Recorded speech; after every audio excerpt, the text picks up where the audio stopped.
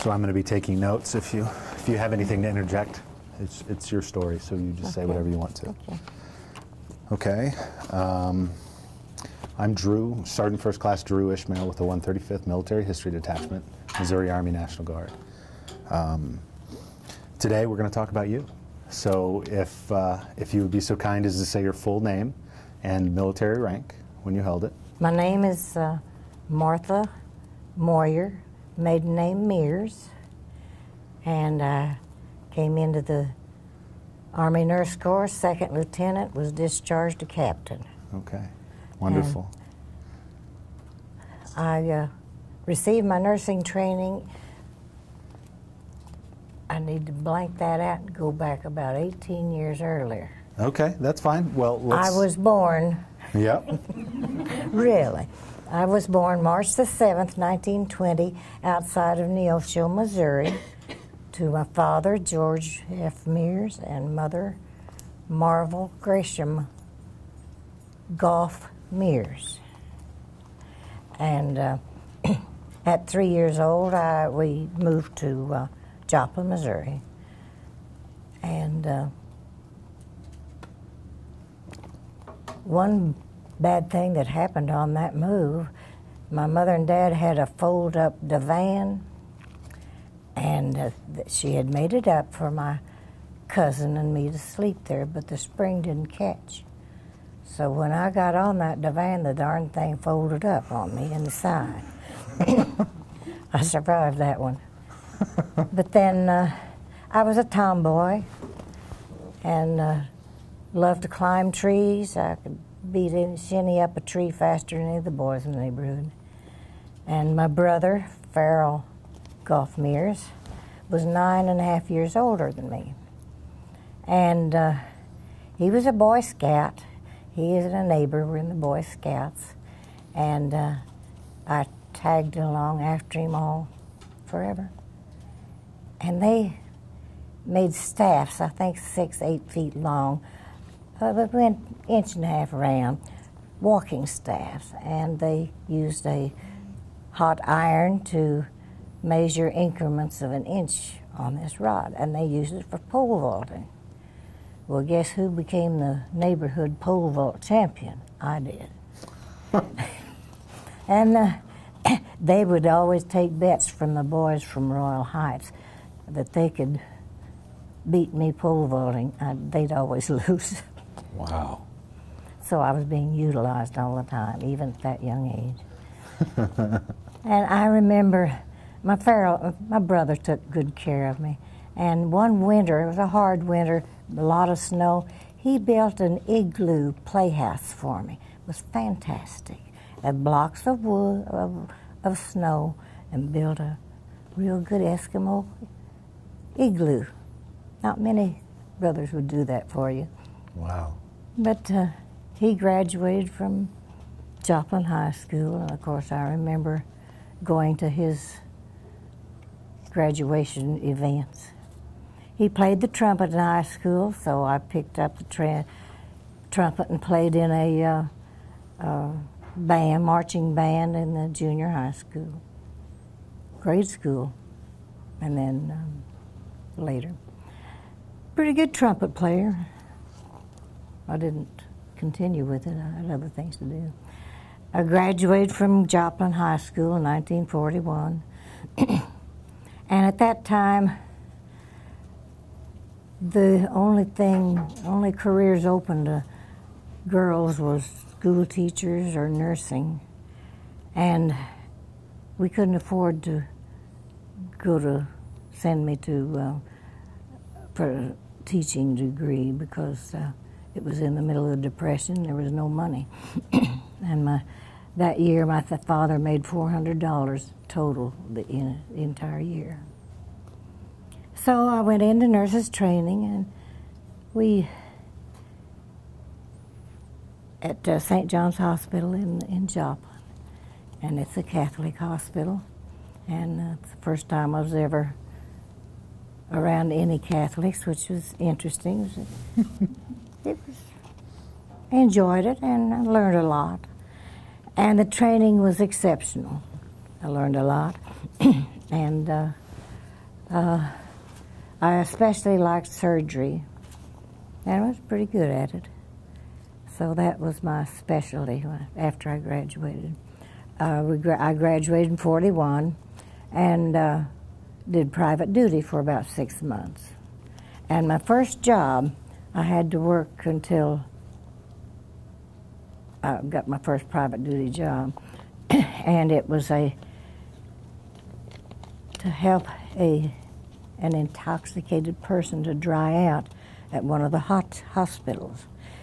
Joe Lewis had was the first black man to win the big fight somewhere. Right. And of course the whole nation was celebrating, and this gentleman overdid it. So I spent the night at the hotel trying to sober him up. And after that I was on my own. But then later went in as surgical supervisor at St. John's Hospital. Okay. And they had 2 surgeries, 2 major surgery rooms and a minor surgery room. And so supervisor means you were in charge of all the nurses? Scheduling yes, and frequently would scrub up. But I scheduled the surgeries and worked with the doctors. Okay. And also was in charge of the emergency room, which was downstairs. And and before we graduated, the senior nurses always had to be on emergency room call, and if the emergency came in, no matter where we were, we'd have to go down and attend it. And the first OB obstetric case I ever saw was a young black girl who came in with abdominal pain. And poor innocent me, I didn't know what in the world was wrong with her. But told Sister Mary Thomasine what was going on. Well, please call the OB supervisor. Yes, ma'am. And they took her upstairs. She delivered a beautiful baby boy. And she'd bring her back every year for me to visit that little baby. Beautiful baby boy. All right, then I decided that Pearl Harbor had happened, and all the boys were joining the service. And I thought, well, if they go and dedicate their lives, somebody's got to take care of them. So I was being very patriotic and joined the Army. And my first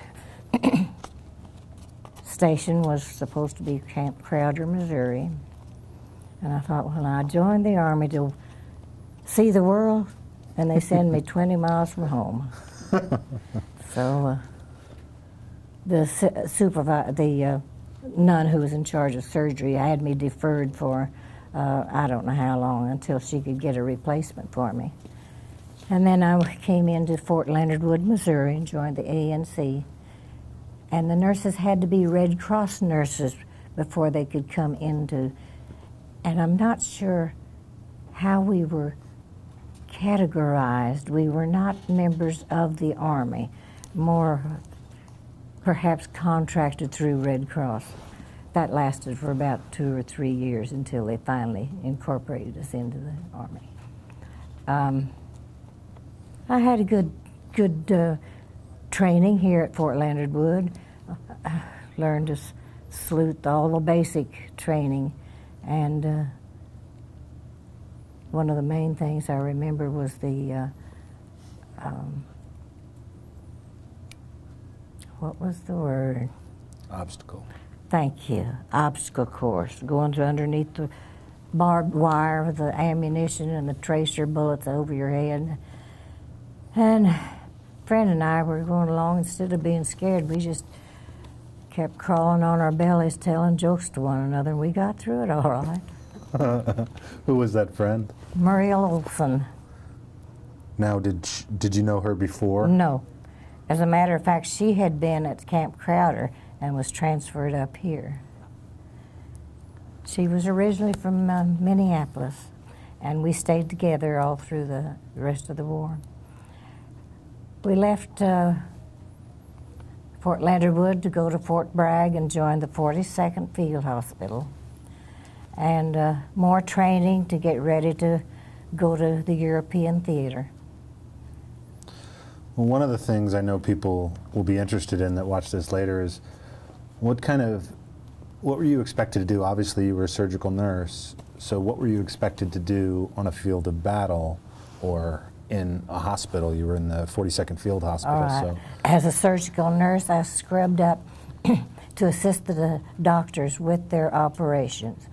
And the type of patient that we received were deep chest wounds and abdominal wounds, and these patients were more critically injured than they could transfer further back to an evacuation hospital. Okay, so you got them before... We got them from the... from the medics directly? Yes, Okay. we did. And then you patched them up well enough to ship them back? We stabilized them until we could send them back to an evacuation hospital. Then eventually they would continue stabilization, send them to a general hospital, and then they would be transferred back home to the United States. Unless they were healthy enough to go back. But if somebody saw you, they weren't healthy enough to go back ever, right? If they were able to go back, they usually were taken care of at the field. The aid stations? Aid stations, thank you. And the only... Now, the soldiers were given sulfanilamide powder to sprinkle on their wounds in the field itself. And we still use that some in surgery. Okay. But the only antibiotic we had was a water solution penicillin. It's not the long-acting kind like that we have now. And we'd have to give injections every 3 to 4 hours. Wow, okay. And it's such a contrast to what we have now, and I'm so grateful that we have it for the other soldiers that we have now. We stay after we left Fort Bragg. Fort Bragg. We went to New York and crossed the ocean, northern Atlantic. And which ship were you on? That was the Susan B. Anthony. And later, that ship hit a mine in the English Channel and was sunk. But we got to Ireland, Belfast. I don't know why the ship moved in there or docked there. We were not allowed off the ship because the Northern Ireland was such a hotbed of spies. I think we were in port about 24 hours, and then we went across the English Channel to Glasgow, Scotland. And when we debarked, we were met with a bagpipe band, and that instilled a love of the pipes for me. I still love them. We boarded a train there and went to Bromyard, England, which was in the southern part of England, near the Wales border, where we had more training and more getting ready for going into France. Can you tell us a little bit about the training and what kind of stuff you were... Well, we had to prepare equipment for our operating rooms, and we were very naive, I guess, in thinking that we still would have to have a sterile atmosphere for the surgery room. So we took sheets and made a lining for our operating room. Wow. Which was fine, except for one thing. Our hospital equipment landed on Omaha Beach. The hospital itself went on Utah Beach. So we wound up with no linings for our surgeries. But that's all right, it worked well anyway. The nurses was transported from England to English Channel on a Liberty ship. And we were on the first hold, and I may not be remembering the numbering right. First one when you go off the deck. We spent the nights there. And they'd let us up on deck during the daytime, but at night they'd cover the hold up so the shrapnel would hit any of us. And the thing that I always remember when I come up on deck in the daytime was the huge number of ships in the English Channel. Any kind of ship, boat that would float was there to transport supplies and the soldiers to France. It was just awesome. The nurse at the 42nd Field Hospital came into France, Utah Beach, probably on D-Day +2 or 3. The nurses came into France on D-Day +4, and our hospital was already in operation.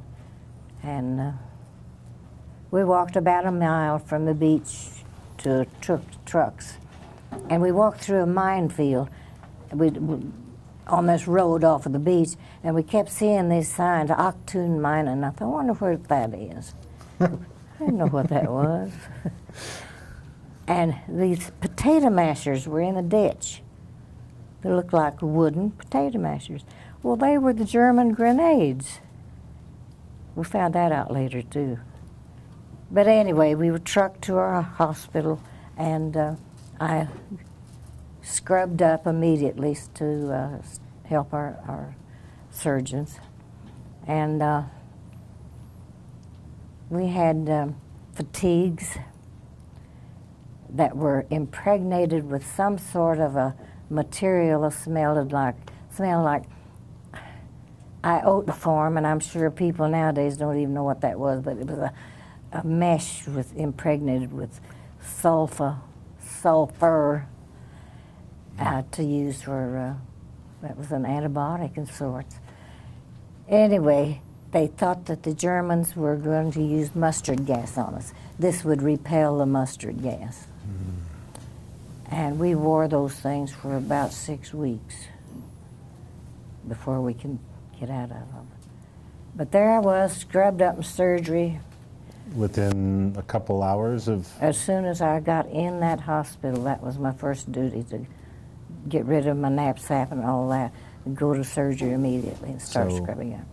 Within 2-3 hours. D-Day +4. Yeah. You are scrubbed up. Absolutely. This is the first time you've done combat injuries at this point? Oh, yes. So yes. Tell us, just tell us about that feeling, that the sight, sounds, and smells that you remember as trauma patients. The sounds were an anti-aircraft unit that was across the road from the hospital.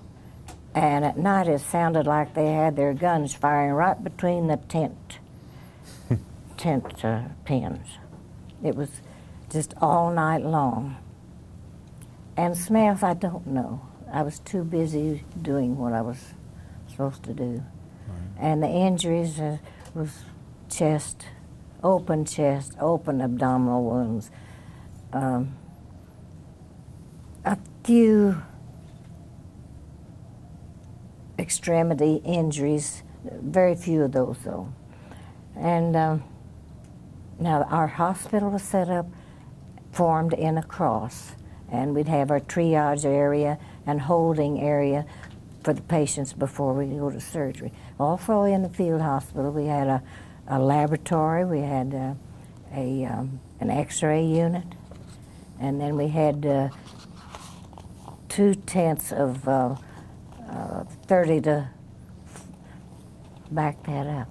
2 tents with 15 to 20 beds on each side, and the beds were cots. There were no sheets. Those soldiers were on army blankets, and if you've ever been on those, you know they're not nice and soft. It didn't matter. They were grateful for anything. Right. And this hospital where we were set up was near St. Mary Glees. And we followed, we were in the First Army with General Omar Bradley, and stayed with the First Army until the St. Lo breakthrough, where General Patton broke out of the peninsula to march toward Paris. And at that time, the hospital was transferred from the 1st Army to the 3rd Army. And we followed General Patton until the end of the war. And at the St. Lo breakthrough, our hospital census expanded to well over 100 patients. And of course, we had to have additional nurses and corpsmen come in. And I'm not sure where they came from. I think from the Associated Evacuation Hospital. And they stayed with us until we could get our census down to where the 6 nurses could handle them. So how long was it from the time you landed and started working, and describe some of those working conditions, until the St. Lo breakthrough, and then... All right.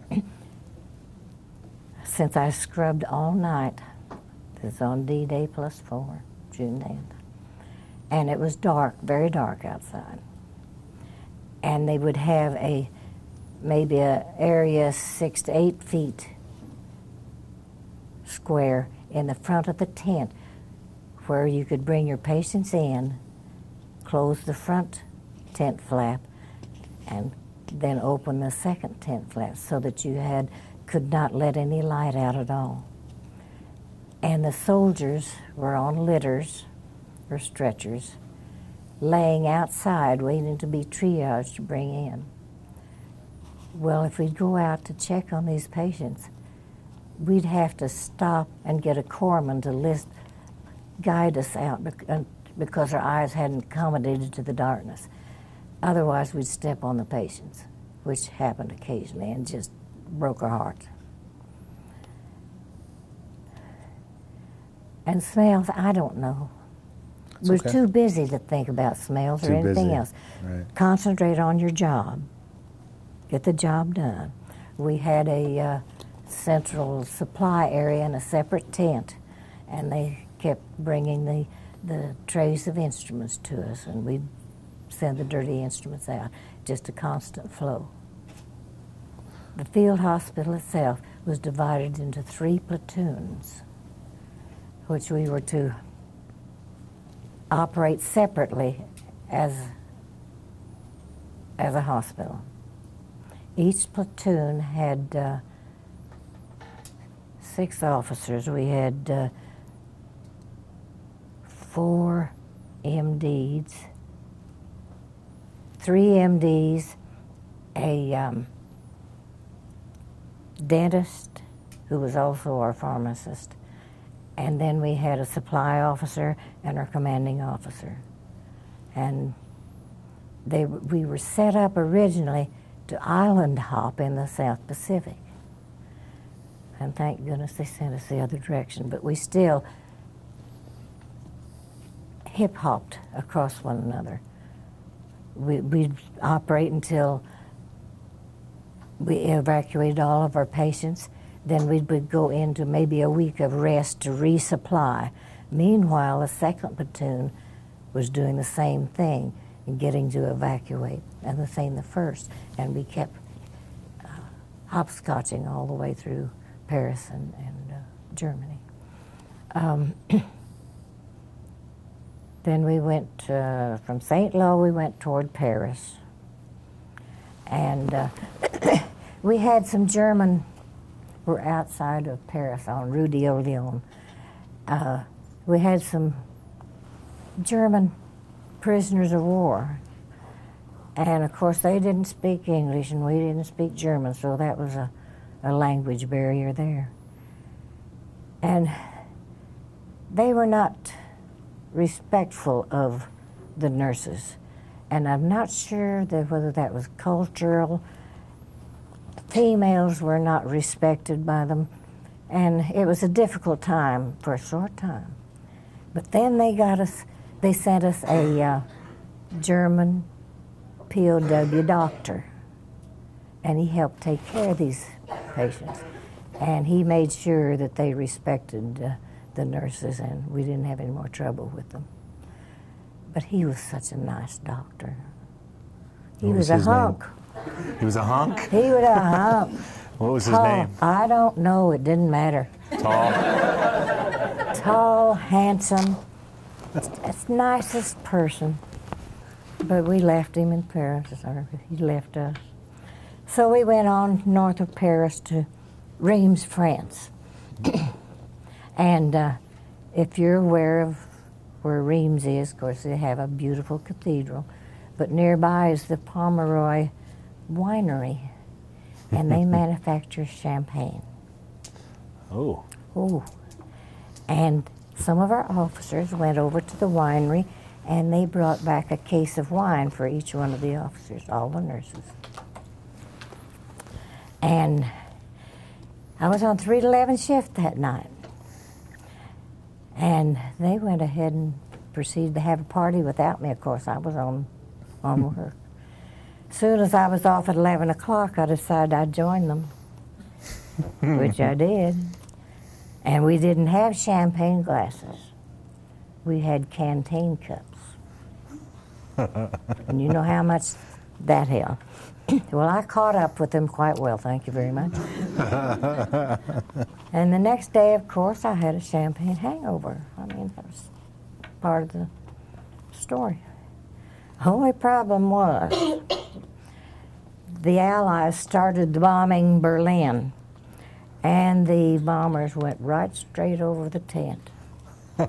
Wave after wave after wave of these huge bombers. Well, the sides of the tent was going like this, just vibrating, and my head was doing the same thing. So I don't like champagne very well. That taught me a lesson. But then we went, meanwhile, back at the journey, we went back to toward Belgium, and we're stationed at St. Vith, which is a major crossroads in the Ardennes forest. And the winters there are, brutal. It's a good thing we didn't have a thermometer. We wouldn't have been able to stand it. It was so bitterly cold. Mid-December, Muriel and I were walking out in the village, just looking around, and shells started coming in. We think, oh, well, I guess we better get back and see what's going on. Well, it was the beginning of the Battle of the Bulge. So we got back to our room. I said, get your things together, you're being evacuated. Well, when they had already started evacuating all the patients, and there was about 7 or 10, somewhere in that area, of patients who were too critical to be transported. We had to leave them there. So they left 2 doctors and 7 corpsmen to stay to take care of them. And they were captured by the POWs, by the German infantrymen. And finally were released, and we got our last corpsman back on Christmas Day, so that was the best Christmas present we could get. We were re-equipped with our hospital, regrouped in Sedan, France, and then we started back toward the Siegfried Line and across the Rhine River at Cologne, Germany, on a pontoon bridge across that river.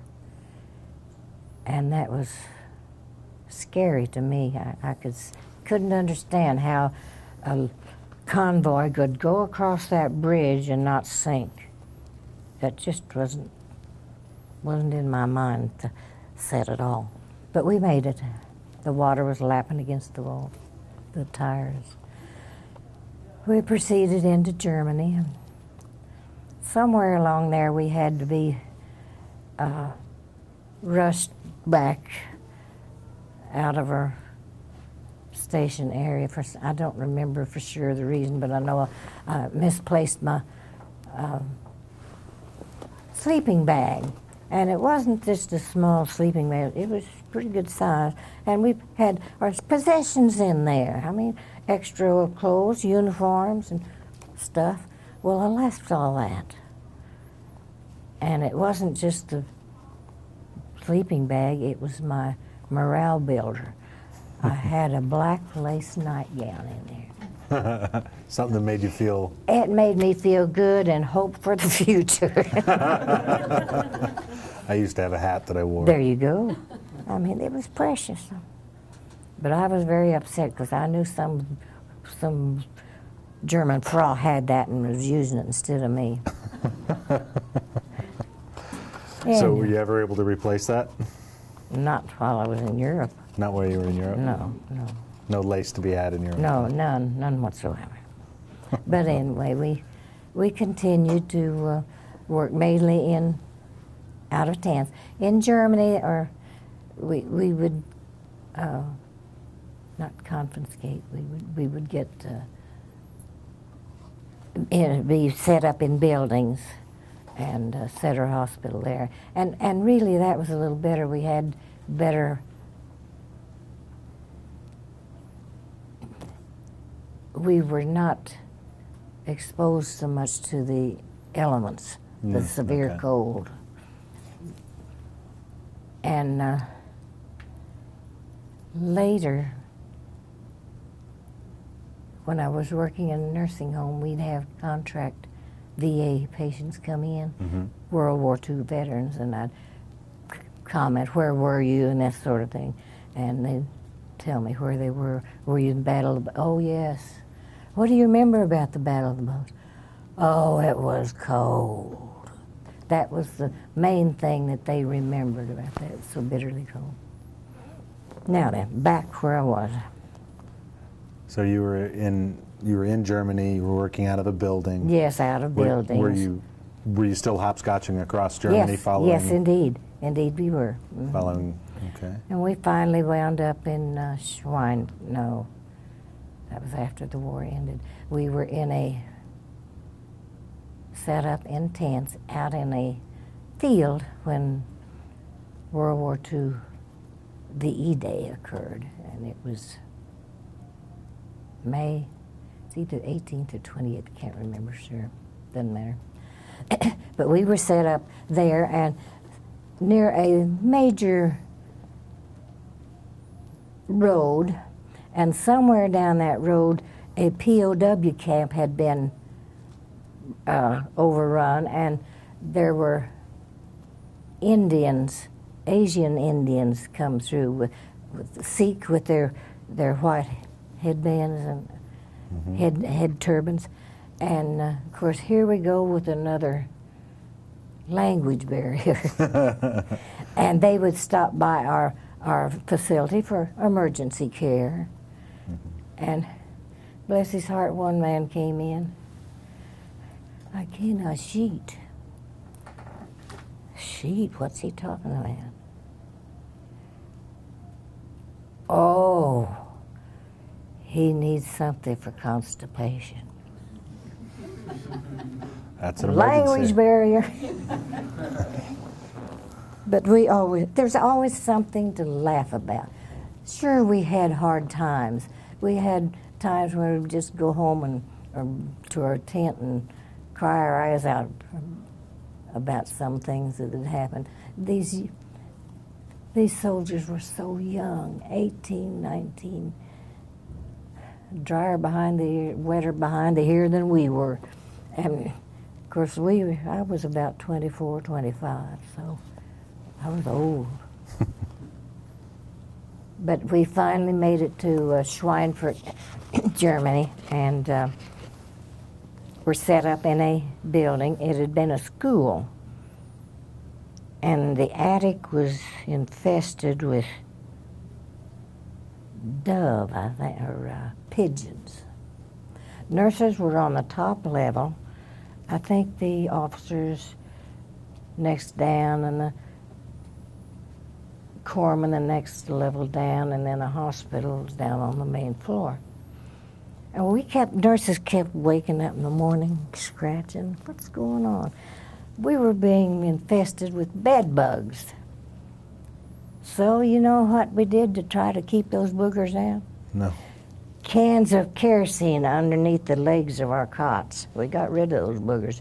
And we'd dust with DDT at the connection of the cots. And now DDT's banned. It was deodorant then. And we survived. Maybe that's the reason some of us are still living. You preserved yourself? That's right. Well preserved. In Schweitfurt, we got acquainted with some pilots that were nearby, naturally. And one day, one pilot said, "You want to go for a ride?" "Yeah." And he had taken the radio out from behind the pilot's seat. And there I was behind there, practically sitting on his shoulders in a P-38. And we took off. And I thought I was going to lose every feeling in my head. We were going so fast and making zooms. Interesting. Finally, the war ended. We had orders cut for us to be transported to Marseille, France, to be transported to the South Pacific, because the European war was over, that we were needed in the South Pacific. The atomic bomb was dropped on Japan, so our orders were canceled. We didn't have to go. And we were transferred. We were ordered to be returned to the States for discharge according to the points we'd accumulated. So many points for serving in combat area, and so many points for your number of years in the Army and that sort of thing. So I was one of the first nurses to go out of our hospital. Went to Le Havre, France, and got on the SS Argentina, which is a cruise ship, and shipped back to the United States. And I think we went to Camp Kilmer, I'm not sure. Transferred then to Fort Sheridan, Illinois, where I was discharged. And I was discharged with 3 service stripes. Combat stripes, yeah. Mm-hmm. And a European theater ribbon with 5 bronze battle stars, not bronze stars, just the battle stars. Right. One for Normandy, one for North France. I think there was one for ETO, European Theater of Operation. Northern France, Ardennes, and Rhineland. So I have those somewhere. Wow. Then I went home, stopped in Joplin, get my hair done, the facial, and all that good stuff, so I could present myself to my parents. So before you even went home, you went to the beauty shop? Yes. Well, I had to, because my parents were not in Joplin anymore. They had moved to a farm in Pineville, Missouri. Oh, okay. South. And my cousin took me home. So they just kind of dropped you on the doorstep, gave you a bus ticket, and said, "Yeah, go home?" Yeah. I guess that was happening a lot back then, though, huh? Well, yeah, we're through with you, buddy. Yeah. No, they were good to us. They wanted us to stay in, naturally, but they wanted me to go to San Antonio, and I said, I wanted to get married and have a family. I couldn't, and of course at that time, neither was permitted to the female soldiers. You could not be married, certainly couldn't have a child. And I'm glad that's changed, in one sense. I'm sorry that the family has to be disrupted, and yet I'm glad for the career person to be able to continue. So I went to Pineville, and I started looking in newspapers to see what I wanted to do. And I had previously talking to he was an officer here at Fort Leonard Wood. He said, when you get out, you need to buy you an apartment building. And I thought, well, that made sense. So I bought a 3-apartment house. And the rent for the 2 apartments paid for the house payment. Made sense. And then my husband got in touch with me. He'd come back from Pacific. And I was discharged formally in February of '46, and we were married in November of '46. I mean, after all, we'd known each other since the 2nd grade. Why mess around with engagement? And we lived in Joplin for a while. Then we moved to Dallas, Fort Worth area. When were you? You were married in '47? '46, November of '46. And my husband started working for Temco in Grand Prairie. And I can't remember for sure what they built, but it had to do with military vehicles of some sort, and it wasn't cars. Planes, maybe? I don't know. And he was not happy in Texas because he missed the trees, so we moved back to Joplin, mainly because his father was not doing well. And he went to work for Rocketdyne in Neosho, which did liquid oxygen propellants. And I worked at the Freeman Hospital. I was just a ward nurse. Then we moved back to, McGregor, Texas, where he transferred to Rocketdyne, where they make solid propellant engines. And they tested them there. And I can't remember some of the sidewinders and all sorts of rockets. And still used today? Yes. And the girls went to school there, and I went to work in the doctor's office. And then in '78, August '78, Bob had a massive brain hemorrhage and died. And I still occasionally get mad at him for leaving us. But then he's better place than that. He's better place. I continued working for the doctor's office until 1966. And the doctors, 2 doctors and a furniture store owner, wanted to build a nursing home there in McGregor. And they kept warting the heck out of me to go out there and run it, and I finally conceded. It was either to do that than argue all the time. Anyway, I went there as director of nurses and the administrator. And then one of the doctors got a wild hair. He wanted to go Medicare. That was bad. Medicare people came in and said, well, you wear too many hats. Well, yeah, I'm administrator, director of nurses, in charge of the food, staff, all of it. So we had I interviewed 3 people for administrator work. Finally settled on one, and he became the director of nurses, the administrator, and stayed there until he retired probably 3-4 years ago. And meanwhile, he's my adopted son. I taught him everything he knew. Had to, he was an Aggie. If he sees this, I'm in trouble.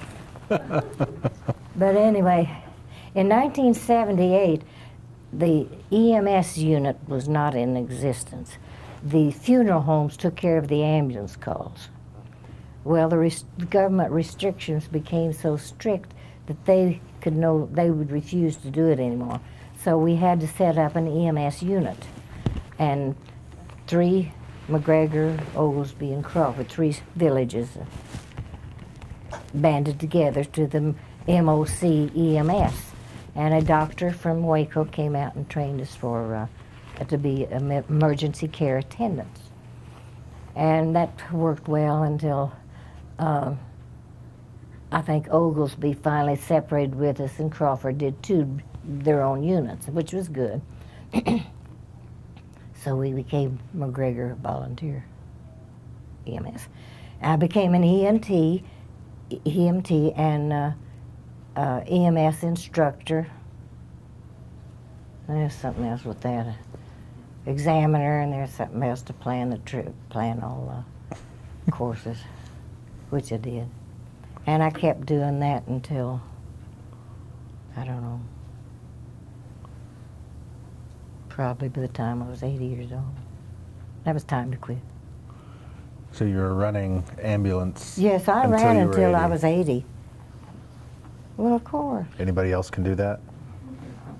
As an EMT RN, of course, as an EMT RN, I could do just about what the paramedics did, as long as the doctor would okay it. That's all right. Wow. Yeah. So it was good. And also, as and I was the president of the organization, I don't know, 2, maybe 3 times. And I would also work with the fire department to set up these mock disasters. And we had some pretty good ones. Train accident. One time we had a plane crash. And tornado in a school. We had good training there. Good training. So... Yeah, where are we? Were you? Wow. You've done more than I can even hope to do. So kind of going back a little bit, you went through nurse training, you went through basic training in the Army, and then you went through more training. The Army's real good at training. Yeah. And then you saw then you started working, and work trumps training, but it's the best training there is. So tell us about some of those memorable moments, and this may be difficult, but some of those things that you still remember today, and something that made you feel good or not so good. And tell us just something that you can remember that still affects you today. Well, there's 2 cases in particular that haunt me till the end of my life. And it was I think it was near Paris, maybe not. It was before we got to Germany.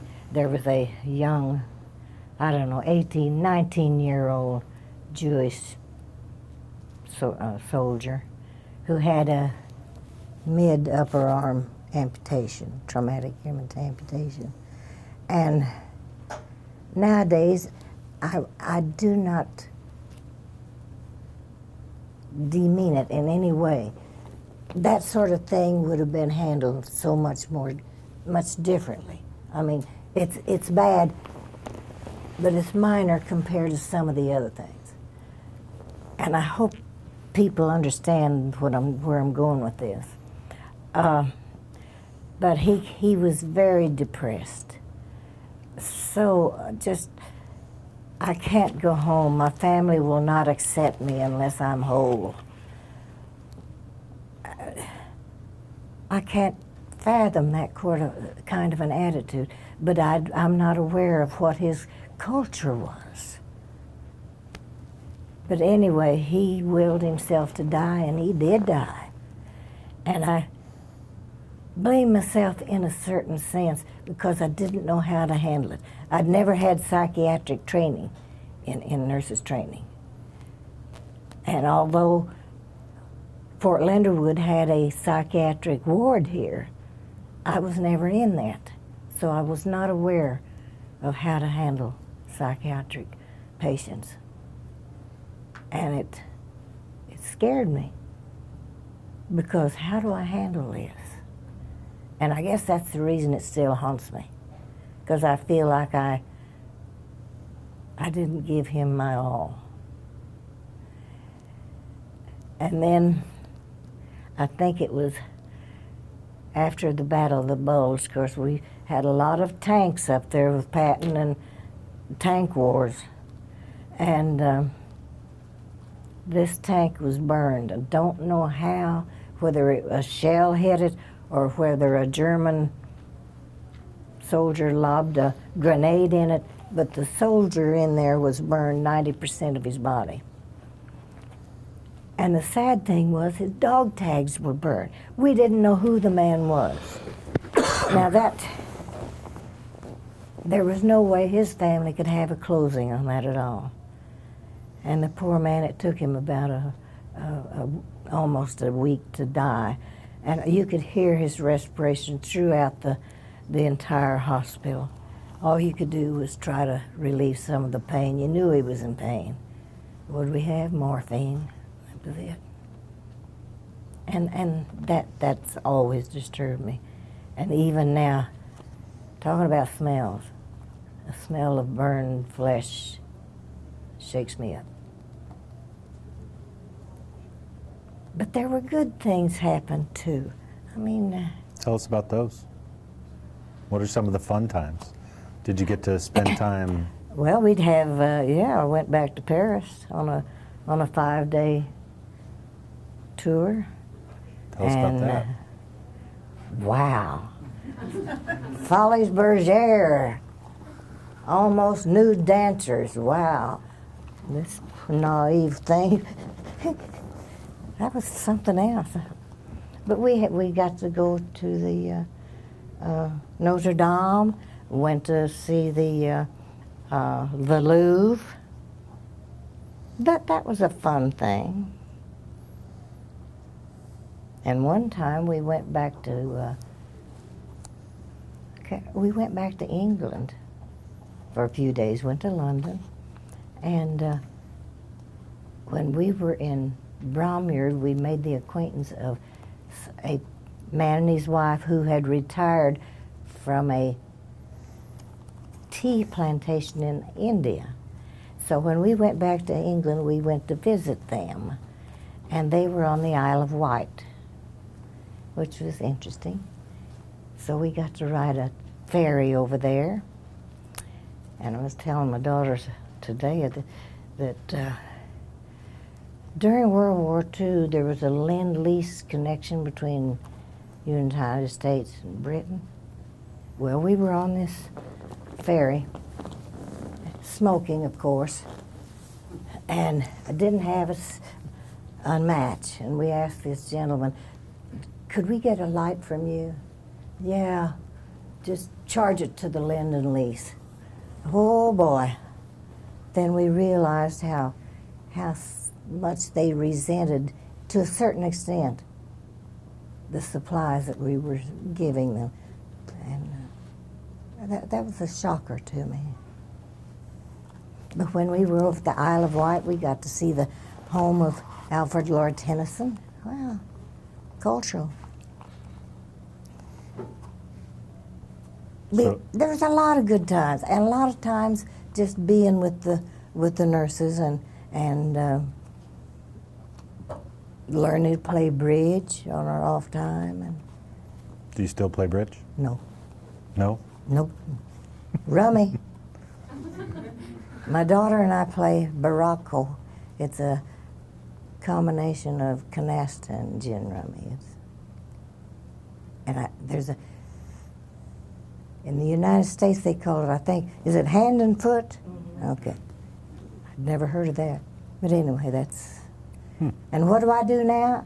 I watch some TV, I read books, and I work crossword puzzles, and pretty well whatever I want to do. Now, jumping forward, I've heard this a little bit, but you still work, right? Yeah. You tried to retire and just 3 times. Tell us that story. Well, the first time I said, you know, I think it's time to retire. I mean, at my age. And he said, well, we're going to open up this secure wing, 40 beds of behavioral patients, Alzheimer's and that type of thing. We need somebody to ramrod that. You're the one that's doing it. Okay, I think I can handle that. Which was a good experience because I got to choose the best nurse aides in the facility. Talk to them, do you want to come with me? Yeah. So we had special classes and taught them how the ins and outs of Alzheimer's disease, and we filled it up fairly rapidly. And when was that? I don't know. Back yonder? Back yonder. Okay. And then you tried to retire again. Yeah, it was. I had an RN there that was supervising it, and I said, you know, she's doing a great job. It's time for me to leave. And I'd gone to, I think we'd gone to Austin or San Antonio to some seminar or something, so the director of nurses administrator and I were coming back. Hey, Martha, we need an infection control quality assurance nurse. I think you're it. Well, okay, I'll see if I can set it up for you. Well, then I did retire, and let's see, that was, well, it had to be after 80. I don't know, 85, 80, somewhere along there. Because when I was 80, I thought I was in good shape. Walking 2-3 miles a day, no problems. My cholesterol was just doing fine with Lipitor or whatever it was. And darn if I didn't have a little problem one Sunday morning walking. I thought, that's strange, I'm short of breath. My shoulder sure hurts. Maybe I better have it checked out. Sure enough, I had triple bypass the next week or so. Was in intensive care about a week. And didn't expect me to live all that time. I fooled them. No, I didn't. One of the nurse aides tells me, your room wasn't ready yet. And so, and I've had respiratory problems, but you look at any World War II veteran, particularly if they're an officer, they've had respiratory problems and very possibly alcoholism because they gave us free whiskey. Officers got, I think it was 6 bottles of whiskey every month. I don't know whether that was to keep us going or just to knock us out. But whiskey, gin, scotch, I don't remember what that other one was. Whatever it was, we consumed it. If I didn't like it, I'd give it to some of the GIs. I'd say, here, sneak this in. But anyway, you look at some of these older people that die, and of course, I'm no different. I've got pulmonary fibrosis and early bronchiectasis. And I've got a choice. I can walk or breathe, and that's where it is. I've got a rolling cart in my apartment that I go to work with. And yes, I do discharge summaries now. I did retire for about 6 months.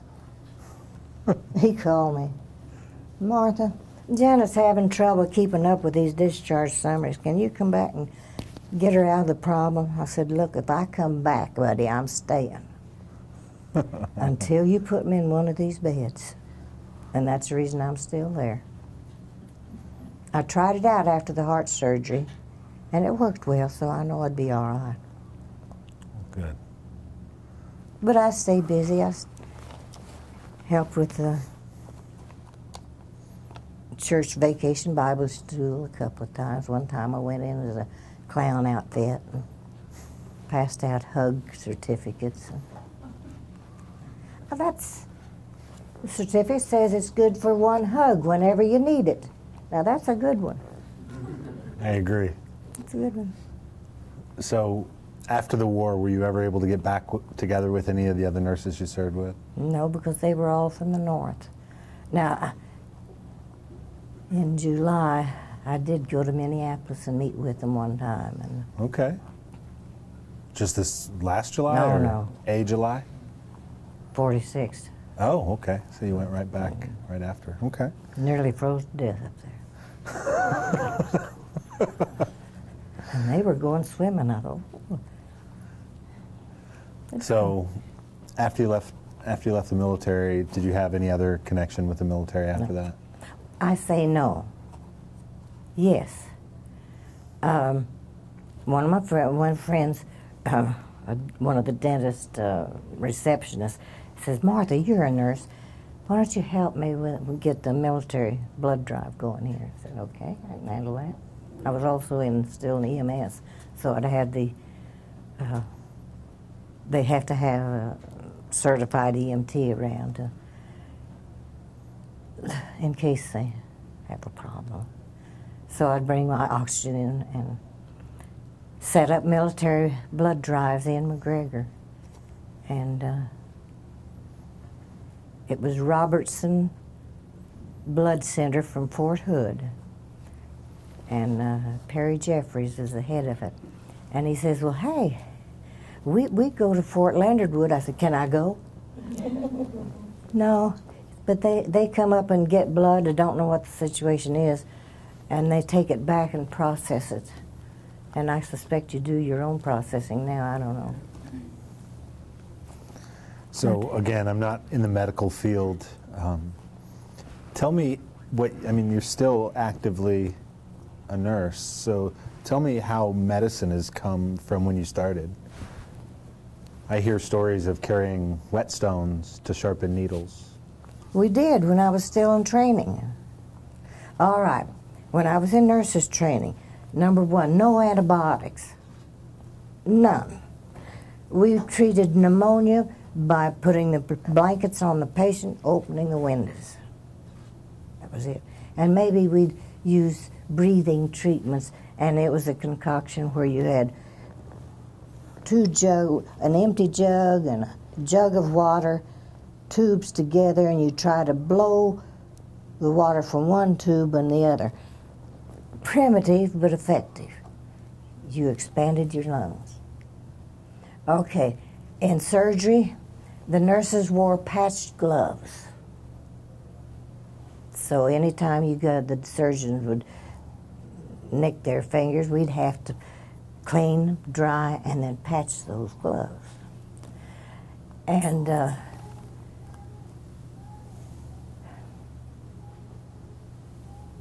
blood, we would do give blood transfusions. And it's amazing. I don't know how to describe this. The procedure starting the blood was about the same. The blood would go into a container, probably maybe a little less than a quart, a little more, between a half and a quart, half a pint and a quart of glass container. It would have anticoagulant material in there. Blood go in there, you'd sit there shaking that thing. Shake it, shake it, shake it, shake it. Then it would go to the lab. She would type and cross-match it, save it, give it to the patient just as soon as we can, because the shelf life is not long on that. And when I got out of nurses training, went in private duty nursing,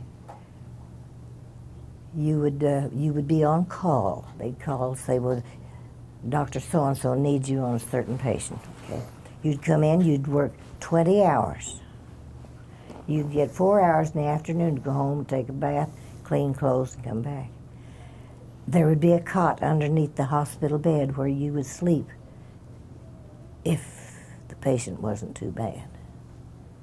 And you'd still give them medicine every 3 hours during the night. And you'd get I'm trying to think, if I'm not mistaken, it was $6 for 20 hours. That's a lot of money. And then when I went to work as a surgery supervisor, I was making $72 a month. Big money. You remember, this is past just a little after the Great Depression, and money was tight. And some people would, if they had the money, we had 2 or 3 women in town who'd always come in for about a month of rest and relaxation. She'd bring her own private duty nurse and do there and do nothing. Not many were like that. And medicine, I don't know.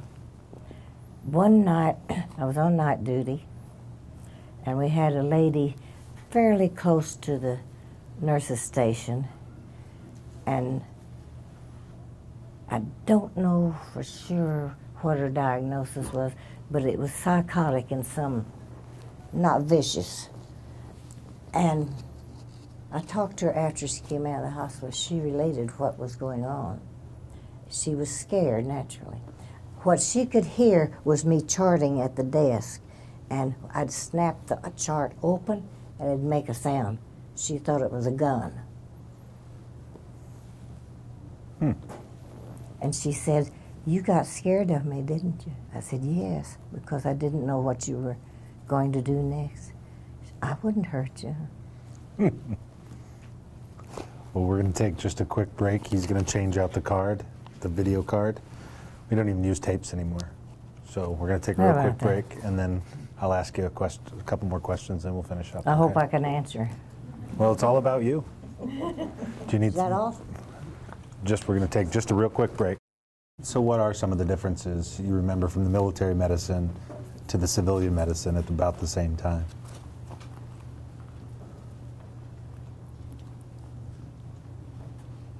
Well, of course, the blood availability was the thing that made a big difference. And there were cases where we would get blood from a corpsman and use it if it's so something very severe. They would directly donate? Yeah. Wow. I don't know if that was in their job description. Oh, well, hello? Donate blood directly. No, they didn't. And we had one nurse and one corpsman who had hepatitis. We don't know where. And at that time, there was different types of hepatitis.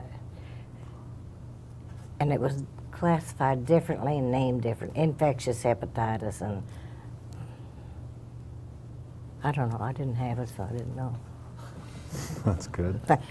What are some other things we've been reminded of that you thought were interesting enough to remember? Well,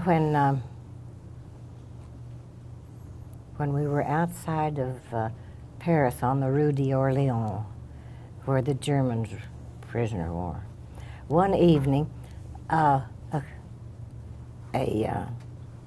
newspaper reporter, Hal Boyle, a very famous man, he and his friend came up in a Jeep and was looking at the setup, and said, "How about you girls want to go into Paris?" I said, "Yeah, sure."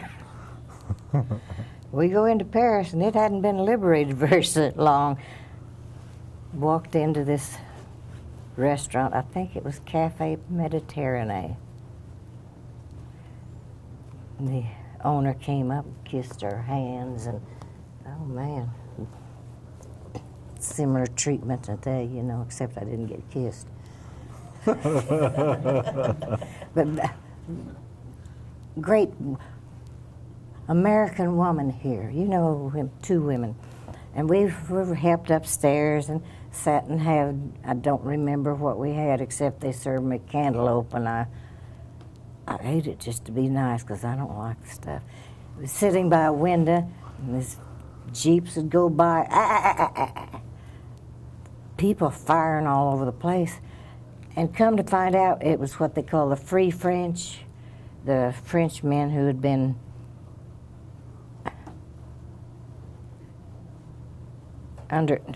The underground?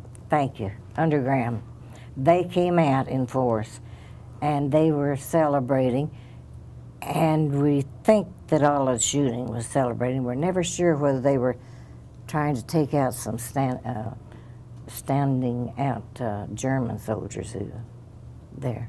Okay. Didn't matter, but anyway, it was interesting. Of course, he wrote up articles about the two nurses going to Paris and in our paper at home. And he was a nice guy, very nice. That was then when the war was over, the day that they came back, said, "Hey, the VE Day, the war's over." Well, the field that we were in had been liberally fertilized in the spring. This was in the winter, it froze. Well, May, the ground was thawing. And we used our galoshes and it was stinking out there. Oh, man, it was rough. But that too, we survived. But I think that Sergeant Meers asked me to comment on how this impacted me, and I guess the biggest impact was teaching me to be a leader, to hone any leadership skills I might have had, and let me know that I could do the job at hand, whatever it was. One way or the other, you may have to jerry-rig it, but you'll get it done. And that's worked. And the biggest thing to me, and I know the military doesn't think this, that no fraternization. Well, big deal, they're human beings. You treat the GIs just the same you do anybody else. I said it and I believe it. Okay. So just to be clear, you're crediting your stick-to-itiveness a little bit to the military and just putting in those hard positions and having to figure it out. Yeah, that's right. It's amazing when given no other option, right? That's right. You don't run. You stand there and see it through. And of course, Mother and Dad gave me the work ethic, and it's paid through all the time. And I regret that I don't see that much in our young people now. And I guess that's one reason when I'm asked to speak anywhere, I say, yes, when. When we cannot remember where we were posted. We were near,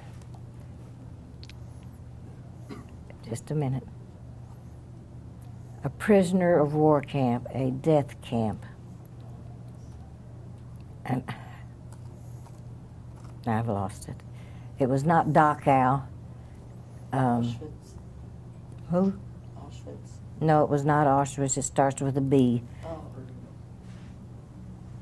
Anyway, we were stationed close to this concentration camp, and some of our officers went in, but they wouldn't allow the nurses to go because we had such delicate natures. And I thought, well, what the hell have we been doing since we hit Normandy? But I've got pictures of that camp. Buchenwald. That's it. Buchenwald. And frequently, there's been a time in the recent past where some people say, oh, those camps didn't exist. It was not, that was just propaganda. Well, by golly, it was real. Those were poor skeletal people.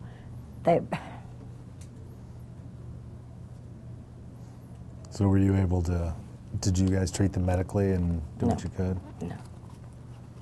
Nothing to do there, huh?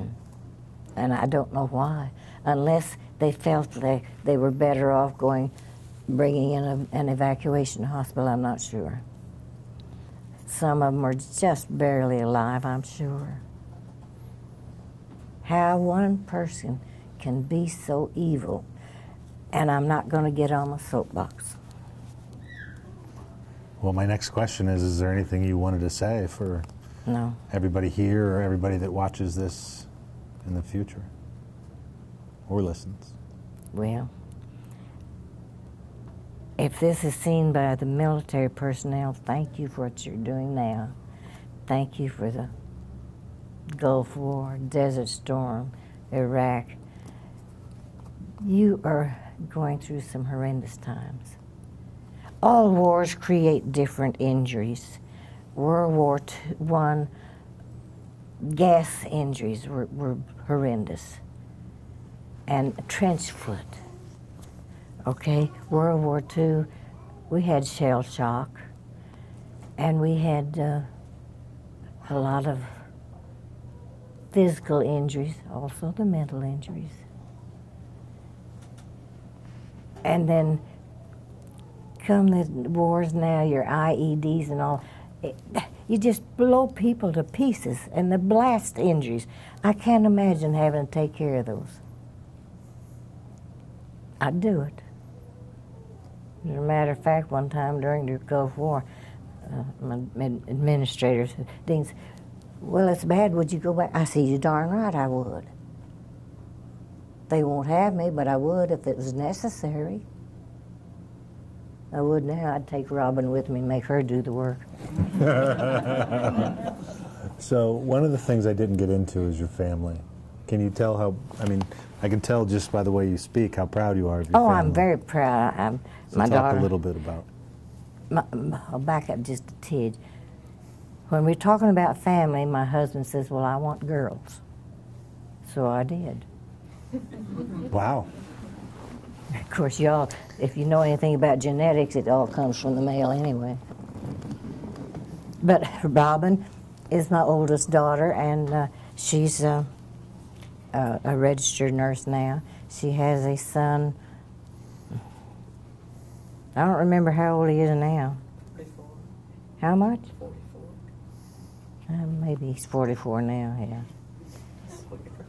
I don't know. But the nice thing was he and his family came from Michigan to visit me last weekend, and it was wonderful. And I'm very proud of Robin. She was a critical care nurse at Seton Hospital in Austin, and did some of the first heart transplants and heart surgeries there. And I know she was a good nurse because she did so many codes, she ruined her back and shoulders. So she does, oh man, I'm gonna mess this up. She works for I think it's an insurance company that reassesses Medicare denials. So she lives in Georgetown, and her husband was a psychiatric nurse, and he's retired now. And my younger daughter, she works for a law office, and she's a good one too. She keeps them on her toes, I think. Anyway, she and her husband, who is a pharmacist, they have a ranch about 7-8 miles west of McGregor, and I go out there every once in a while, watch the turkeys and wild turkeys, deer, and she even has 3 peacocks that came in. They don't know where it came from. Beautiful things. And guineas. And her daughter, Stephanie's daughter, Marcy, has her doctorate in, just a minute, molecular biology. She teaches genetics at Baylor University in Waco. Her husband has his doctorate in chemistry, and he just recently got a promotion. I can't remember what it is. He's director of the chemistry department at Baylor. Wow. And yeah, I kidded him about, when your kids are born, they're going to be idiots because you're so smart. It didn't come that way.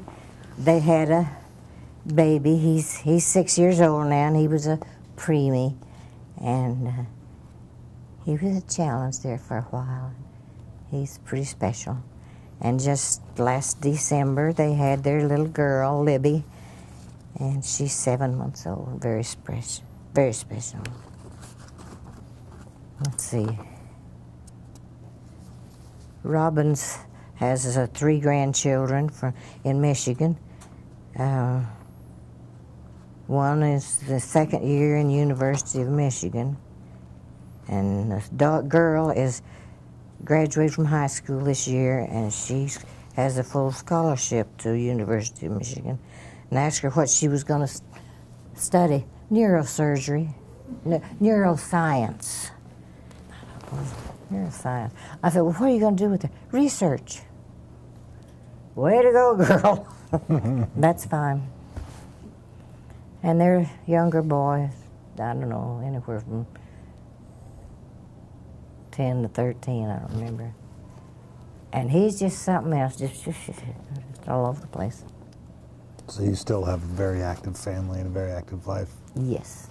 Well, wonderful. Yes, we're very close. And when Robin and Stephanie and I get together, we do nothing but laugh. Isn't that how it's supposed to be? Absolutely. Okay. I'm sure there's some questions I didn't ask. There's a lot of medical people out here, or people that have some medical background. Is there any question that anybody would like to ask? Any question that I didn't get for you? Sure. I was curious to find out if you ever encountered any of the U.S. leaders, Bradley or Patton, if they had come to the hospital or wherever you traveled to. No, I think they were too busy. Patton particularly was too busy with the tanks, getting them. No. So They okay. didn't bother with little people. Well, you just see all these pictures of the generals walking through Oh, hospitals, yeah, but yeah. they weren't walking through no, your not in hospital. the field hospital. They hit the general hospitals. And maybe the evac Maybe hospitals. the vax, yeah. Because one of the nurses that was in my training school class, she was in the Army Nurse Corps, and she was a flight nurse. And I thought that was very interesting. And I did fail to mention that I'm not sure when this transacted, but probably 2 months after we went into France, surgical teams started going to the field hospitals. The surgical team consisted of your 2 surgeons, your anesthesiologist, and a surgical nurse.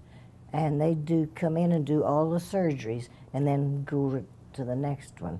So when that happened, I went into ward nursing. You mentioned anesthesia. Mm-hmm. All right.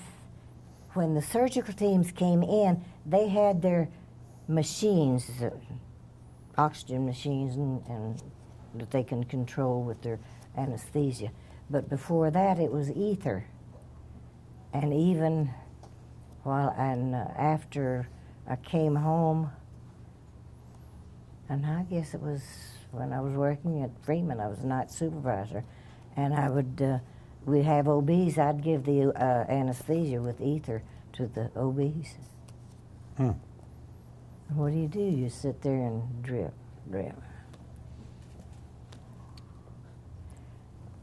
Medicine has come a heck of a long ways, and I'm so grateful. Because, and I learn something all the time. My office mate at the nursing home is a nurse practitioner, and I pick her brain all the time. She's interesting. Well, thank you for your time. Thank you for your service. Thank you for joining and doing the things you did so we can sit here and enjoy the fruits that you helped secure for us. So thank you. I'm very blessed. And I thank you all for being up here. I thank my great nephew, Sergeant Meers. Sergeant Major. Command Sergeant Major. There's a big difference. Yes, I'm going to get this right. And his father, Richard, who made it possible. Do you think Aunt Martha would be willing? Yeah.